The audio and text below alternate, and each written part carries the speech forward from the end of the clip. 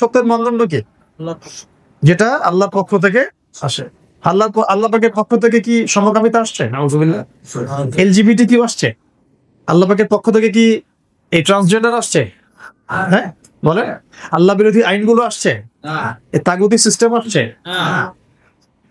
তো যদি আমরা এটা বুঝি, তাহলে আমরা কেন এগুলোর দাসত্ব করব? যদি আমরা বুঝি যে এগুলো আল্লাহর পক্ষ থেকে আসে নাই, তাহলে কেন আমরা মুসলিম হয়ে এগুলো মানব? যদি কেউ মানে, তাহলে কোথায় যাবে? যেখানে ইবলিস যাবে সেখানেই যাবে, আল্লাহ দ্রোহীরা যেখানে যাবে সেখানেই যাবে। ওই ফেরাউন, হামান, কারুন এদের সাথেই হাসর হবে। এটাকে আমরা চাই? তাহলে আমরা বুঝলাম হক কাকে বলে। অন্য সূরা কাহফের মধ্যেও আছে, ওয়াকুলিল হাক্কু মির রাব্বিকুম, হক তোমার রবের পক্ষ থেকে আসে। ফামান শাআ ফালইউমিন, যার ইচ্ছা হয় ঈমান আনো, ওয়া মান শাআ ফালইয়াকফুর, যার ইচ্ছা হয় তোমরা কুফরি করো। আল্লাহর কিছু যায় আসে নাকি? কেউ যদি কুফরি করে আল্লাহ পাকের কিছু যায় আসে?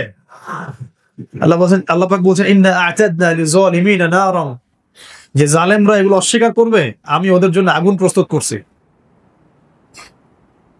যে জালেমরা এগুলো অস্বীকার করবে আমি তাদের জন্য আগুন রেডি করে রাখছি। আগুন ওয়াইলুল লিকুল্লি হুমাযাতিল লুমাযা আল্লাযী জামা'a মালাহু আ'দ্দাদা ওয়া ইয়াহসাবু আন্না মালাহু আখলাদা। এখানে একটা আয়াত আছে না, কাল্লা লা ইউমযান্না ফিল হুতামা, হুতামা প্রস্তুত করেছে।